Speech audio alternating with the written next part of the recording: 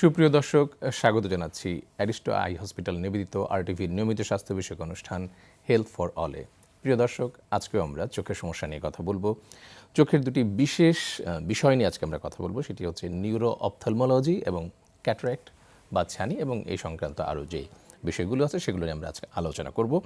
আমাদের সাথে স্টুডিওতে আলোচনা করবার জন্য উপস্থিত হয়েছেন একজন বিশেষজ্ঞ অতিথি, lieutenant colonel doctor Mizanur Rahman Mollah. তিনি কনসালটেন্ট হিসেবে আছেন অ্যারিস্টো আই হসপিটাল ঢাকাতে, এবং তিনি মূলত একজন fellow neuro ophthalmology and phaco surgeon, CMH Dhaka. স্বাগত জানাচ্ছি ডাক্তার মিজানুর রহমান মোল্লা আপনাকে। ধন্যবাদ আপনাকে। নিউরো অপথলমোলজি শব্দটা সাধারণ দর্শকদের কাছে হয়তো নতুন, যদিও আমরা এর আগের পর্বগুলোতে আমরা কিন্তু দর্শকদেরকে বলেছি যে আমাদের যে চোখের যে দেখার বিষয়টি, সেটি শুধুমাত্র আমাদের যে চোখ যেটা দেখা যায়, চোখের পর্দা, কর্নিয়া, রেটিনা, এর সাথে জড়িত আছে আমাদের স্নায়ুতন্ত্র, এবং আমাদের দেখার মূল কাজটি করে স্নায়ুতন্ত্র। আজকে আমরা এই বিষয়ে এরকমই একটি বিষয় নিয়ে কথা বলছি, যে নিউরো অপথলমোলজি, স্নায়ুতন্ত্রের সাথে চোখের যে সম্পর্ক সেটি নিয়ে।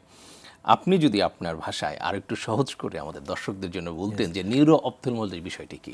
নিউরো অপথলমোলজি হচ্ছে চিকিৎসা বিজ্ঞানের একটা বিশেষ শাখা, যেটি চোখের সাথে ব্রেনের যে জটিল সম্পর্ক, হ্যাঁ, এবং এই রিলেটেড যে ডিজিজগুলি, যেটি চোখের অসুখটা ব্রেনের বা অন্য কোনো কারণে, স্নায়ুতন্ত্রের কোনো সমস্যার কারণে হয়, সেই জন্য যে ডিজিজগুলি সেগুলি সাধারণত নিউরো অপথলমোলজি আলোচনা করে থাকে। নিউরো অপথলমোলজি, আপনি বিষয়টা সম্পর্কে জানলাম, যেটা নিউরো বা আমাদের স্নায়ুতন্ত্রের সাথে যে সম্পর্কটি সেটি আলোচনা করে। চোখের কি কি অসুখ আছে বা ডিজিজ আছে যেগুলো এই সাবজেক্টের আওতায় পড়ে? নিউরো অপথলমোলজি অনেকগুলি ডিজিজ নিয়ে আলোচনা করে। এর মধ্যে কমন হচ্ছে চোখের যে নার্ভ, আমরা চোখের পিছন থেকে যে নার্ভটা ব্রেনের সাথে সংযোগ রক্ষা করে দৃষ্টির ক্ষেত্রে, সেটা হচ্ছে অপটিক নার্ভ। অপটিক নার্ভের বিভিন্ন ধরনের ডিজিজ হতে পারে। সেগুলো হচ্ছে optic neuritis, ischaemic optic neuropathy, optic nerve damage that can be occur due to optic atrophy. Optic nerve শুকায় যেতে পারে, যার কারণে চোখ থেকে কোনো সংকেত ব্রেনে যায় না। এছাড়া কিছু সিস্টেমিক ডিজিজ যেমন মাল্টিপল স্ক্লেরোসিস, সেখানেও অপটিক নিউরাইটিস হতে পারে। এছাড়া আমাদের ব্রেন থেকে 12 জোড়া ক্রেনিয়াল নার্ভ বেরিয়ে আসে, তার মধ্যে কয়েকটি চোখের সাথে রিলেটেড। 1 নম্বর হচ্ছে অপটিক নার্ভ, তারপরে হচ্ছে 3 নাম্বার, 4 নাম্বার এবং 6 নম্বর অপটিক নার্ভ, ক্রেনিয়াল নার্ভ, যেগুলো বলে অকুলোমোটর নার্ভ, ট্রক্লিয়ার নার্ভ এবং অ্যাবডুসেন নার্ভ। এগুলো চোখকে নাড়াচাড়া করানোর জন্য কাজ করে। এগুলো যদি প্যারালাইজড হয়, কোনো কারণে আঘাতপ্রাপ্ত হয়, সেই কারণে যে ডিজিজগুলি হয় সেগুলো আমরা নিউরো অপথলমোলজিতে আলোচনা করি। এছাড়া আরও কিছু ডিজিজ আছে যে কারণে চোখের পাতা নেমে যায়, চোখের পাতা অস্বাভাবিকভাবে সংকুচিত প্রসারিত হয়, যেগুলো বলে এসেনশিয়াল ব্লেফারোস্পাজম বা হেমিফেশিয়াল স্পাজম। এগুলো আমাদের নিউরো অপথলমোলজিতে আলোচনা করা হয়। অনেক ধন্যবাদ স্যার। আমরা জানতে পারলাম আসলে আমাদের যে কী কী ধরনের অসুখ আমাদের আছে। তো এই যে অসুখগুলোর নাম বললেন, এগুলো নিশ্চয়ই আমাদের দর্শকদের কাছে কিছুটা নতুন। আমরা চেষ্টা করব যে একটু আরেকটু আলোচনার ভিতর দিয়ে বিষয়গুলোকে সহজ করে নেওয়ার জন্য। আমি শুরুতে একটু জানতে চাইছি যে অপটিক নিউরাইটিস বলে যে রোগটির কথা বললেন, এই রোগটি এটা আসলে কী, এবং এই রোগের লক্ষণ এবং চিকিৎসা কী? আমরা যারা ডাক্তার আছি তারা জানি যে চোখের যে মেইন নার্ভটা চোখের পিছন থেকে শুরু হয়ে মস্তিষ্কের সাথে এটা কমিউনিকেট করে, স্নায়ু, অপটিক নার্ভ, সেটার যদি কোনো ধরনের ইনফ্ল্যামেশন বা প্রদাহ হয়, সেটাকে বলা হয় অপটিক নিউরাইটিস। এইটা সাধারণত বেশিরভাগ ক্ষেত্রে বিভিন্ন বয়সেই হয়, ছোট বাচ্চাদেরও হতে পারে, এবং কমন এজ হচ্ছে 20 থেকে 50 এই বছর বয়সে বেশি হয়। এগুলো বিভিন্ন কারণে হতে পারে, যেমন ইনফেকশন, যে কোনো চোখের ভিতরে কোনো ইনফেকশন হলে, ব্রেনের ভিতরে কোনো ইনফেকশন হলে অপটিক নার্ভে সেই ইনফেকশনটা ছড়ায় যেতে পারে। তারপরে কিছু ডিজিজ আছে, সিস্টেমিক ডিজিজ, মাল্টিপল স্ক্লেরোসিস, সেখানে অপটিক নিউরাইটিস হতে পারে। আবার কিছু প্যারা ইনফেকশাস ডিজিজ, যেমন বাচ্চাদের বেশি হয়, মামস, মিজেলস, এই সমস্ত কারণেও বাচ্চাদের অপটিক নিউরাইটিস হতে পারে। সাধারণত এক চোখে হয়, 2 চোখেও হতে পারে। আর এছাড়া আরও কিছু কারণ আছে, যেমন টিবি, সিফিলিস, এই কারণেও অপটিক নিউরাইটিস হতে পারে। আর অপটিক নিউরাইটিসের লক্ষণগুলি হচ্ছে হঠাৎ করে চোখের দৃষ্টি কমে যাবে, যদি অল্প হয় অল্প কমতে পারে, কখনো কখনো বেশি কমে যেতে পারে। চোখে ব্যথা হবে, সাধারণত আমরা যদি চোখ নাড়াচাড়া করি, বিশেষ করে ডাইনে বামে উপরে নিচে, তখন চোখের পিছনে ব্যথা হবে। চোখের দৃষ্টি ঝাপসা হবে এবং আমরা কালার ভিশন ডিফেক্টেড হবে, বিভিন্ন কালার আমরা ঝাপসা দেখব, ভালো করে আইডেন্টিফাই করতে পারবো না। এগুলো হচ্ছে চোখের অপটিক নিউরাইটিসের লক্ষণ। অনেক ধন্যবাদ আপনাকে। এই যে অপটিক নিউরাইটিসের লক্ষণগুলো আমরা সম্পর্কে জানলাম যে কী কী সমস্যা হতে পারে। যদি এই রোগীরা আপনাদের কাছে আসে তাহলে আপনারা তাদেরকে কী ধরনের চিকিৎসা দিয়ে থাকেন? হ্যাঁ, অপটিক নিউরাইটিস আমাদের কাছে আসলে আমরা প্রথমে বিভিন্ন লক্ষণ দেখে আমরা এটা ডায়াগনোসিস গেস করি আমরা, কিন্তু এটা কনফার্ম করতে পারি ডাইরেক্ট এভিডেন্ট হচ্ছে আমরা ব্রেনের এবং চোখের এমআরআই করব। এমআরআই করলে অপটিক নার্ভটা দেখা যাবে যে ফুলে গিয়েছে, সেই লক্ষণ থেকে একদম ডাইরেক্ট প্রমাণটা আমরা পেয়ে যাব। তখন আমরা এই রোগীর চিকিৎসা হচ্ছে শুরুতে আমরা শিরায় উচ্চমাত্রার স্টেরয়েড ইনজেকশন দেই, তারপরে 4 দিন বা 5 দিন দেওয়ার পরে আমরা ওরাল স্টেরয়েড দিই সাধারণত 14 দিন। এটা দিলে পরে তাড়াতাড়ি রুগী ভালো হয়। বেশিরভাগ ক্ষেত্রেই রুগী একা একা ভালো হয়ে যায়, কিন্তু সেই ক্ষেত্রে সময় বেশি লাগে, কয়েক মাস থেকে বছরখানেক লাগতে পারে দৃষ্টি ফিরে আসতে। দৃষ্টি পুরোপুরি ফিরে আসলেও কালার ভিশনের যে সমস্যাটা ওইটা কিছুটা থেকে যায়। তো চিকিৎসার প্রয়োজন কেন? কারণ চিকিৎসা করলে তাড়াতাড়ি রোগ আরোগ্য হবে, চিকিৎসা না করলে অনেক সময় লাগবে বা কিছুটা রিকভার নাও হতে পারে। আমাদের এই যে অপটিক নিউরাইটিসের রোগীরা যে আপনাদের কাছে আসেন, এই রোগীর চিকিৎসা দেওয়ার পরে তাদের মানে পরিণতিটা কি হয়? মানে কি তারা কি ভালো হয়ে যায় পুরোপুরি, নাকি যদি চিকিৎসা করার পরেও তাদের কিছু কনসিকুয়েন্স হতে পারে? এটা এইমাত্রই আমি আপনাকে বললাম যে অপটিক নিউরাইটিসের 2 রকম আছে, একটা টিপিক্যাল আর একটা হচ্ছে এটিপিক্যাল। বেশিরভাগই টিপিক্যাল। যেটা টিপিক্যাল সেটা বেশিরভাগ ক্ষেত্রে চিকিৎসা না করলেও দৃষ্টি বেশিরভাগ ক্ষেত্রেই ভালো হয়ে যায়। আমরা বলি যে নর্মাল ভিশন তো 6/6, জি। তার সাধারণত 6/9 বা 6/6 পর্যন্ত ভিশন রিকভারি হয়। জি। কিন্তু কালার ভিশন কিছুটা এফেক্টেড থাকে, মানে কালারটা সে কিছুটা কম দেখতে পারে, এই ডিফেক্ট কিছুটা থেকে যায়।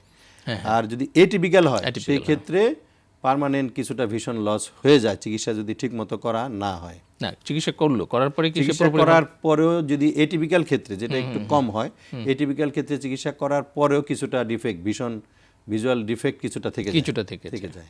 কিছু কিছু ক্ষেত্রে বেশিও থাকতে পারে যদি সিভিয়ার হয়ে থাকে।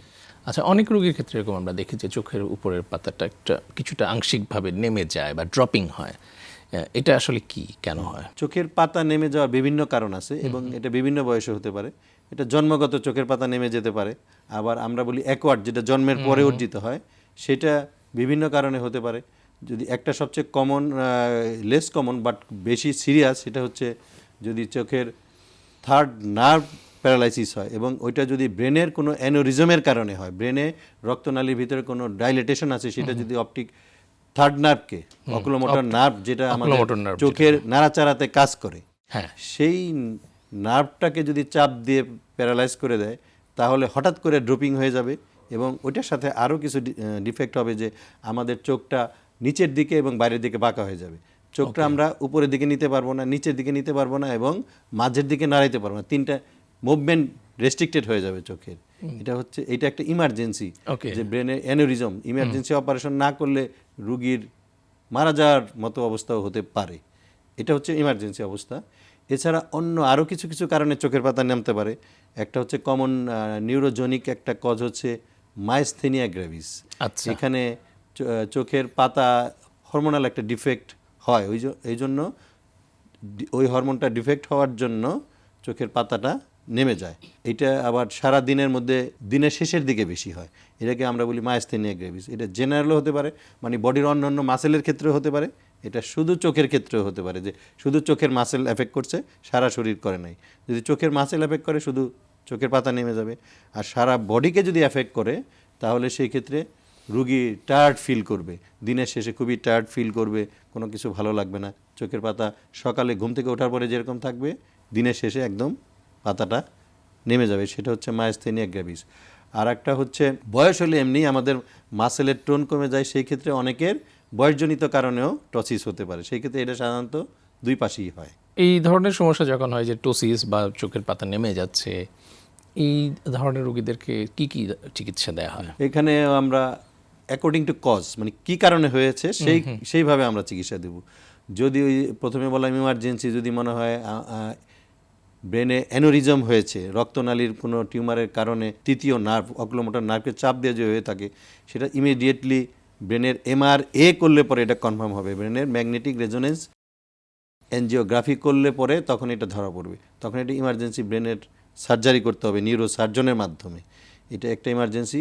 এছাড়া আরও কিছু কমন কারণে থার্ড নার্ভ পালসি হতে পারে, তৃতীয় নার্ভটা, সেটা হচ্ছে ডায়াবেটিস, যেটা আমাদের common, hyper tension, cholesterol, hyper cholesterolaemia, এই সমস্ত কারণে যদি থার্ড নার্ভ প্যারালাইসিস হয়, সেই ক্ষেত্রে আমরা ওই ডিজিজগুলি ডায়াবেটিস, হাইপারটেনশন এবং হাইপারকোলেস্টেরল এগুলার চিকিৎসা করে কারেক্ট করলে পরেই ধীরে ধীরে এটা 3 থেকে 6 মাস পরে এটা ধীরে ধীরে ভালো হয়ে যায়।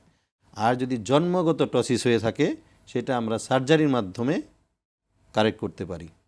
আর মাইস্থেনিয়া গ্রাভিস যেটার কারণে চোখের পাতা নেমে যায়, এটা ডায়ার্নাল ভেরিয়েশন আমরা বলি, দিনের মধ্যে বলছি সকালের তুলনায় বিকালে একটু বেশি থাকে, এইটা রুগী ফ্যাটিগেবিলিটি প্রেজেন্ট করে। এই ক্ষেত্রে আমাদের একটা ওষুধ আছে, ওই ওষুধ পাইরিডস্টিগমিন, সেই ওষুধ রোগের সিভিয়ারিটি অনুযায়ী আমরা 2 থেকে 4 বার পর্যন্ত দিনে দিলে পরে রুগী ভালো থাকবে। অনেক দিন এই রোগের জন্য অনেক দিন চিকিৎসা করার প্রয়োজন হয়। আচ্ছা, তার মানে হচ্ছে যে এই সমস্যাগুলোর সমাধান আছে এবং চোখের যে নিউরোলজির যে সমস্যাগুলো এগুলোকে অনেক এক সময় যেটা হতো যে চোখ একটু নেমে গেছে, পাতাটা একটু নেমে গেছে, সে মনে করতো যে এটা বোধহয় এরকমই থাকবে, আচ্ছা একটু নেমে গেছে, তাই না? আমরা এরকম দেখতাম আর কি, যে আমাদের ছোটোবেলায় অনেকেরই এ ধরনের সমস্যা এবং তারা এটাকে নিয়েই চলতো। কিন্তু এটা যে আসলে সমাধান করা যায় এই বিষয়টা হয়তো সাধারণ মানুষের মধ্যে এখনও আমার ধারণা যে অনেকের মধ্যে এই ধারণাটি নেই। আচ্ছা, অনেকের যে স্কুইন্ট হয়, চোখের টেরা চোখ যেটাকে আমরা সাধারণ, এটার কি চিকিৎসা আছে? হ্যাঁ, স্কুইন্টেরও চিকিৎসা আছে। স্কুইন্ট বিভিন্ন কারণে হয়ে থাকে। যদি জন্মগত স্কুইন্ট থাকে সেই ক্ষেত্রে এটার জন্য অকুলোপ্লাস্টিক সার্জন স্পেশালি করে, অন্যান্য স্পেশালিস্টরাও আই স্পেশালিস্টরাও করতে পারে। স্কুইন্ট সার্জারির মাধ্যমে স্কুইন্ট কারেকশন করা যায়, তবে এটা পর্যায়ক্রমে করা হয়। প্রথমে আমরা বলি যে অপটিক্স মানে চশমা দিতে হয় রুগীর সিভিয়ারিটি অনুযায়ী, প্রথমে চশমা দেওয়া হয়, তারপরে আরেকটা আছে অর্থোপটিক এক্সারসাইজ, চোখের এক্সারসাইজ, সেটা করা হয়। এই দুইটা করার পরেও যদি ভালো না হয় সেই ক্ষেত্রে অপারেশনের মাধ্যমে স্কুইন্ট সার্জারি করে চোখ সোজা করা যায়, বাঁকা চোখ সোজা করা যায়। অনেক ধন্যবাদ স্যার আপনাকে, অনেক গুরুত্বপূর্ণ তথ্য আমরা জানলাম। প্রিয় দর্শক, আমরা একটি ছোট্ট বিরতি নেব, বিরতির পরে আবারও আমরা ফিরে আসবো চোখ নিয়ে আমাদের এই গুরুত্বপূর্ণ আলোচনায়। সে পর্যন্ত আমাদের সাথে থাকবেন।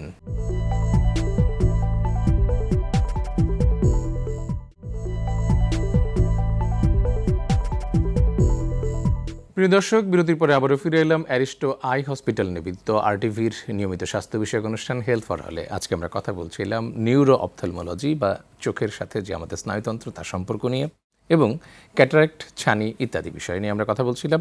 আমাদের সাথে স্টুডিওতে উপস্থিত আছেন অতিথি হিসেবে lieutenant colonel doctor Mizanur Rahman Mollah. তিনি একজন কনসালটেন্ট অ্যারিস্টো আই হসপিটালের এবং fellow neuro ophthalmology, CMH, Dhaka. Lieutenant colonel doctor Mizanur Rahman Mollah, আমরা যে বিষয় নিয়ে আলোচনা করছিলাম বিরতির আগে, যে চোখের যে স্নায়ুতন্ত্র বা চোখের সাথে স্নায়ুতন্ত্রের সম্পর্ক এবং বিভিন্ন সমস্যা তার সমাধান নিয়ে আমরা একটু জানতে চাই যে ব্রেইন বা যে হার্টের স্ট্রোক বলে সাধারণ মানুষ, আসলে এটা তো হার্ট অ্যাটাক, স্ট্রোকের সময় সেরকম চোখের কোনো স্ট্রোক আছে কিনা ইদানিং কিন্তু আমরা বিভিন্ন জায়গায় শুনতে পাচ্ছি, আমাদের এইসব আলোচনাতেই কিন্তু এই কথাগুলো উঠে আসছে, সাধারণ মানুষের কাছে প্রসঙ্গটা নতুন। তো চোখের স্ট্রোক বলতে আসলে আমরা কি বুঝি এবং এর লক্ষণ কি? চোখের স্ট্রোক আমরা বলে থাকি চোখেরও স্ট্রোক আছে। রুগীকে বোঝানোর জন্য আমরা বলি যে ব্রেনের যেরকম স্ট্রোক হয়, হার্টের যেমন স্ট্রোক হয়, সেরকম চোখেরও স্ট্রোক আছে। সেটা হচ্ছে চোখের যে রেটিনা, সেখানে ব্লাড সাপ্লাই দেয় সেন্ট্রাল রেটিনাল আর্টারি এবং সেখান থেকে রক্ত ফেরত আসে সেন্ট্রাল রেটিনাল ভেনের মাধ্যমে।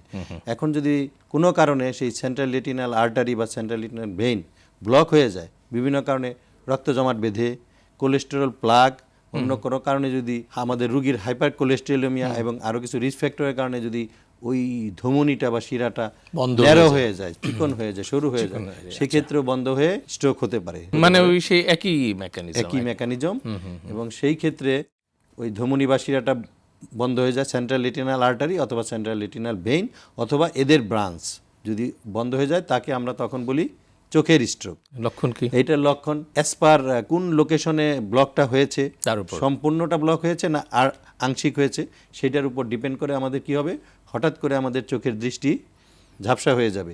দৃষ্টির একটা অংশ আমরা ঝাপসা দেখব, দৃষ্টির সামনে কালো ছায়া দেখব। কিছু কিছু ক্ষেত্রে যদি সেন্ট্রাল রেটিনাল ভেইন অক্লুশন হয়, সেক্ষেত্রে রুগী একটু চোখে ভারী ভারী ফিল করতে পারে। এই সমস্ত ক্ষেত্রে সবগুলি কিন্তু হবে পেইনলেস, মানে কোনো ব্যথা হবে না, ব্যথা ছাড়াই চোখের দৃষ্টি হঠাৎ করে কমে যাবে। এটাকে কি আমরা রেটিনাল ইসকেমিয়া বা রেটিনাল ইনফার্ক্ট বলতে পারি? হ্যাঁ, রেটিনাল, সেই ক্ষেত্রে যদি সেন্ট্রাল রেটিনাল আর্টারি বন্ধ হয়ে যায়, ধমনী যদি বন্ধ হয়ে যায়, সেই ক্ষেত্রে ইনফার্ক্ট হয়ে যায়। আচ্ছা, তো তার মানে হচ্ছে যে পুরো বিষয়টাই হলো যে আমাদের মানে ব্রেনে যেরকম হয় বা হার্টে যেরকম হয় ব্যাপারটা ওইরকমই ব্লক হয়ে চোখের যাচ্ছে। রেটিনা সেরকম। আচ্ছা, তাহলে সেক্ষেত্রে কি হার্টের মতন আমরা রিং পরাতে পারি বা স্টেন্টিং করতে পারি কিনা? ওখানে রিং পরানোর কোনো ব্যবস্থা নাই। সেন্ট্রাল রেটিনাল আর্টারি একটা অকুলার ইমার্জেন্সি। ওকে। এইটা যদি 1-2 ঘন্টার মধ্যে যাওয়া যায়, হ্যাঁ। সেই ক্ষেত্রে আমরা চোখের পিউপিলের ভিতর দিয়ে দেখে প্লাগটা চিহ্নিত করা যায়। অনেক সময় লেজার দিয়ে ওটাকে ডিসলস্ট করা যেতে পারে। ওকে। এইটা খুবই কম করার সুযোগ খুবই কম। সুযোগ খুবই এটা করা যায়, এইটা করা যায়, কিন্তু স্কোপ খুবই কম। ইমিডিয়েটলি রিপোর্ট না করলে হয় না। আর সেন্ট্রাল রেটিনাল ভেইন যদি অক্লুশন হয়, সেক্ষেত্রে এই ধরনের কোনো ব্যবস্থা নাই। পরবর্তীতে ওষুধের মাধ্যমে সেটা চিকিৎসা করা যেতে পারে। মানে অ্যাকচুয়ালি আসলে আমার যেটা মনে হয় যে এখন তো ব্রেনেরও যে ক্যারোটিড আর্টারি ইয়াগুলো মানে সেরিব্রাল যে আর্টারিগুলো আছে সেখানেও কিন্তু আজকাল রিং বা স্টেন্ট পড়ানো যাচ্ছে। তো হার্টে তো অহরহই হচ্ছে। আমার মনে হয় যে এখানে বোধহয় আপনাদের পৌঁছাতে একটু অসুবিধা, এই যে রক্তনালীটা ওই রিং পরানোর মতো ব্যবস্থা এখনো নাই। লেজার দিয়ে ডিসলস্ট করা যায় আর কি। তো তারপরেও আমরা বিষয়টা সম্পর্কে জানলাম, কারণ এই বিষয়গুলো তো আসলে খুব একটা আলোচনায় আসে না এবং আনকমন এবং সাধারণ লোকজনের জন্য। এবং এই ধরনের রোগী আপনারা কেমন পান? এই ধরনের রোগী আমরা অনেক পাই। আচ্ছা। চোখের স্ট্রোকের রোগী অনেক, কারণ আমাদের দেশে 18 কোটি লোক, তার মধ্যে এখন ডায়াবেটিস, প্রেশার, হাইপার কোলেস্টেরোলেমিয়া যেগুলো রিস্ক ফ্যাক্টর, তারপরে হচ্ছে স্মোকিং, এগুলো হচ্ছে রিস্ক ফ্যাক্টর এই সমস্ত ডিজিজের। এই সমস্ত ডিজিজ এই জন্য আমরা অহরহই পাই। এইখানে আপনাদের যে আপনি যে জায়গায় কনসালটেন্ট হিসেবে আছেন, এখানে কি এই ধরনের চিকিৎসা করা যায় যে অ্যারিস্টো আই হসপিটালে? Central retinal artery occlusion, central retinal vein occlusion, এটার ইমিডিয়েট চিকিৎসা করতে না পারলে অনেক সময় পার্মানেন্ট দৃষ্টিশক্তি লস হয়ে যেতে পারে। সেই ক্ষেত্রে আমাদের চিকিৎসা ব্যবস্থা আছে যাতে দৃষ্টিশক্তি কিছুটা গেইন করা যায়, অথবা এটাই এখানে শুধু শেষ না, এগুলার পরবর্তীতে সেন্ট্রাল রেটিনাল ভেইন অক্লুশন হলে পরবর্তীতে আবার তার পার্মানেন্ট দৃষ্টি ড্যামেজ হয়ে যায়, গ্লুকোমায় কনভার্ট হতে পারে। সেখানে যাতে কনভার্ট না হয় সেজন্য নিয়মিত রোগীকে চেক আপে থাকা উচিত আই স্পেশালিস্টে। অনেক চোখের ডাক্তারই বলেন যে চোখের রগ বা চোখের নার্ভ শুকিয়ে গেছেন, সাধারণ মানুষকে বোঝানোর জন্য। এই বিষয়টা আসলে কি? চোখের রগ হচ্ছে অপটিক নার্ভ। চোখ থেকে, আমি আগেই বলেছি, চোখ থেকে যে নার্ভটা ব্রেনের মাঝখানে, ব্রেনের সাথে সংযোগ রক্ষা করে, চোখের দৃষ্টির সিগন্যাল যার মাধ্যমে ব্রেনে যায়, সেটাকে বলে অপটিক নার্ভ। এই অপটিক নার্ভটা বিভিন্ন কারণে যদি শুকায় যায় বা ক্ষয়প্রাপ্ত হয়ে যায়, সেটাকে আমরা বলি অপটিক অ্যাট্রোফি। এটা খুবই একটা জটিল এবং খুবই, একবার শুকায় গেলে এটা পার্মানেন্ট ড্যামেজ হয়ে যায়, রিকভারি হয় না। এই জন্য আমাদের এটার প্রতি খুবই যত্নশীল হতে হবে যে অপটিক নার্ভ কেন শুকায় যাচ্ছে, অ্যাট্রোফি কেন হচ্ছে, বিভিন্ন কারণে। এটা কিভাবে মানে বুঝবে কিভাবে আর কি? এটা অপটিক নার্ভ শুকায় গেলে আস্তে আস্তে দৃষ্টিশক্তি কমে যাবে। যখন যদি অনেক সময় আমরা দেখি যে রুগীর এক চোখের দৃষ্টিশক্তি কমে গেছে, রুগী আর এক চোখে ভালো দেখে, এই জন্য সে রুগী বুঝতে পারে না যে তার এক চোখের দৃষ্টি কমে গেছে, একদম যখন শেষ পর্যায়ে না যায়। এই জন্যই আমাদের নিয়মিত চোখের পরীক্ষা আওতায় থাকা উচিত। আমাদের বয়স যদি একটু বেশির দিকে যায়, 40-এর পরে, আমাদের প্রতি বছর চোখ বিভিন্ন কারণে রেগুলার চেক আপ করা উচিত, যে ধরনের কোনো সমস্যা হচ্ছে কিনা, রগ শুকায় যাচ্ছে কিনা। বিশেষ করে আমরা রুগী আসছে আমাদের কাছে ক্যাটারেক্টের অপারেশন করার জন্য, তখন আমরা দেখি যে তার চোখের রগ, নার্ভ, অপটিক নার্ভ শুকায় গিয়েছে, তখন তেমন কিছু করার থাকে না। এই জন্য যদি রুগী আমাদের কাছে রেগুলার আর্লি আসে, সেই ক্ষেত্রে কী কারণে রগ শুকাইলো সেটা ডায়াগনোসিস করে আমরা চিকিৎসা দিয়ে পার্মানেন্ট ড্যামেজটা, স্থায়ী ক্ষতিটা থেকে আমরা রুগীকে কিছুটা হলেও সেভ করতে পারি। আচ্ছা, চোখের ছানি নিয়ে কথা বলছিলাম আমরা, যে আমরা আজকে একটু জানবো চোখের ছানি বা ক্যাটারাক্ট কি এবং কেন হয়, একটু যদি সংক্ষেপে বলতেন আমাদেরকে। চোখের ছানি এটা একটা কমন, সবার জীবনেই বয়স হলে পরে হবে। চোখের ছানি হচ্ছে আমাদের চোখের যে একটা প্রাকৃতিক একটা লেন্স আছে, সেই লেন্সটা বয়স হলে পরে ধীরে ধীরে অস্বচ্ছ হয়ে যায়, ঘোলাটে হয়ে যায়। এটা কি বলা হয় হচ্ছে চোখের ছানি বা ক্যাটারাক্ট। এইটা সাধারণত বয়সজনিত কারণে হয়, কিন্তু বয়স ছাড়াও চোখের ছানি হতে পারে। আচ্ছা, ছানি রোগের লক্ষণ ও চিকিৎসা কি? ছানি রোগের লক্ষণ হবে ঝাপসা দেখা, তবে শুরুতেই কিন্তু ঝাপসা দেখবেন। যখন ছানিটা বেশি গাঢ় হয়ে যাবে, বেশি ঘন হয়ে যাবে, পেকে যাবে, ধীরে ধীরে বেশির পর্যায়ে যাবে, তখন ধীরে ধীরে দৃষ্টি ঝাপসা হয়ে যাবে। এবং প্রথম দিকে যখন অল্প থাকবে, সেই ক্ষেত্রে রাত্রে বা কম আলোতে দেখতে অসুবিধা হবে। তারপরে কিছু কিছু ছানি আছে, সেই ক্ষেত্রে চোখে বেশি আলো পড়লে গ্লেয়ার হবে, যেমন অনেক সময় গাড়ি চালাইতে গেলে চোখে আলো লাইট পড়লে পরে যদি ছানি থাকে সেই ক্ষেত্রে গাড়ি চালাইতে সমস্যা হতে পারে আলো লাইট পড়লে পরে। এই যে মানে আমরা চোখের ছানির যে চিকিৎসাগুলো করছি, এগুলো কি আমাদের দেশে যে আমরা যে চিকিৎসা করছি এটা কি স্টেট অফ আর্ট, বিশ্ব মানের চিকিৎসা বলে আপনি মনে করছেন? হ্যাঁ, আমাদের দেশে এখন এই মুহূর্তে world standard art of world standard চোখের ছানি অপারেশন হচ্ছে, যেটাকে বলে phaco with posterior chamber intraocular lens implantation. সেটা আমাদের দেশে হচ্ছে, আমাদের অ্যারিস্টো আই হসপিটালেও হচ্ছে, অবশ্যই হচ্ছে। আচ্ছা, তো এই যে আমরা শুনে থাকি আর কি যে ছানি অপারেশনের পরে দূরে এবং কাছে দুটোই ভালো দেখা যায়, হ্যাঁ, তো এটা কি আসলে সত্যি কিনা? মানে ছানি অপারেশনের পর কি সে একদম স্বাভাবিক হয়ে যাবে তার চোখ? ছানি অপারেশন করার পরে আমরা ন্যাচারাল লেন্সের পরিবর্তে একটা আর্টিফিশিয়াল লেন্স দেই চোখের ভিতরে। এই লেন্সটা বিভিন্ন রকম হতে পারে, সেটাকে বলে মনোফোকাল, মাল্টিফোকাল অথবা ট্রাইফোকাল। কমনলি সাধারণত আমরা দেই মনোফোকাল, যাতে দূরের দৃষ্টিটা ভালো হয়, কিন্তু কাছে পড়ার জন্য আমরা বলি রিডিং চশমা লাগে। কিন্তু কেউ যদি চায় যে সে দূরে কাছে দুইটাই ভালো দেখবে, তার জন্য অপশন হচ্ছে মাল্টিফোকাল অথবা ট্রাইফোকাল লেন্স। আচ্ছা, সেটা দিলে পরে সে দূরেও ভালো দেখবে, কাছেও ভালো দেখবে। ভালো দেখবে। তার মানে এটা এই অপশনটা আমাদের দেশে আছে। তার মানে এটাও একজন এখন যদি তার অনেকেই 40-এর পরে যে ছানির যাদের হচ্ছে, মানে স্বাভাবিক বেশি বয়সেই সাধারণত হয়ে থাকে, তো তাদের তো একটু মানে বাইফোকাল লেন্সের একটা ব্যাপার থাকে আর কি, সেক্ষেত্রে এই সমাধানটা সমাধানটা দেওয়া যায়। যদি রোগী বলে যে আমি অপারেশনের পরে চশমা নিব না, কাছেও আমি চশমা ছাড়া দেখবো, তাহলে তাকে মাল্টিফোকাল বা ট্রাইফোকাল লেন্স দিলে পরে সে খুবই চমৎকার। দূরে কাছে দুইটা একসাথে দেখতে পারবে। আমাদের সময় আজকে এখানেই শেষ হয়ে যাচ্ছে। আপনাকে অনেক ধন্যবাদ, আপনার মূল্যবান সময় থেকে আমাদেরকে সময় দিয়েছেন। আপনাকেও ধন্যবাদ এবং ধন্যবাদ আরটিভি দর্শকদের। প্রিয় দর্শক, চোখ শুধু আমাদের মনের কথাই বলে না, চোখ শুধু আমাদের অনুভূতির ভাষাই নয়, চোখ আমাদের দেহেরও ভাষা প্রকাশ করে। দেহের নানা রকম অসুখে তার প্রতিক্রিয়ায় এবং তার কিছু প্রকাশ চোখের মধ্য দিয়েও হতে পারে। চোখের যত্ন নিন, দীর্ঘদিন সুস্থ চোখ দিয়ে এই সুন্দর পৃথিবীকে যেন আমরা দেখতে পারি, সেই প্রত্যাশা রেখে আজকের মতো এখানেই শেষ করছি। সবাই ভালো থাকবেন, সুস্থ থাকবেন, সুন্দর থাকবেন। খোদা হাফেজ।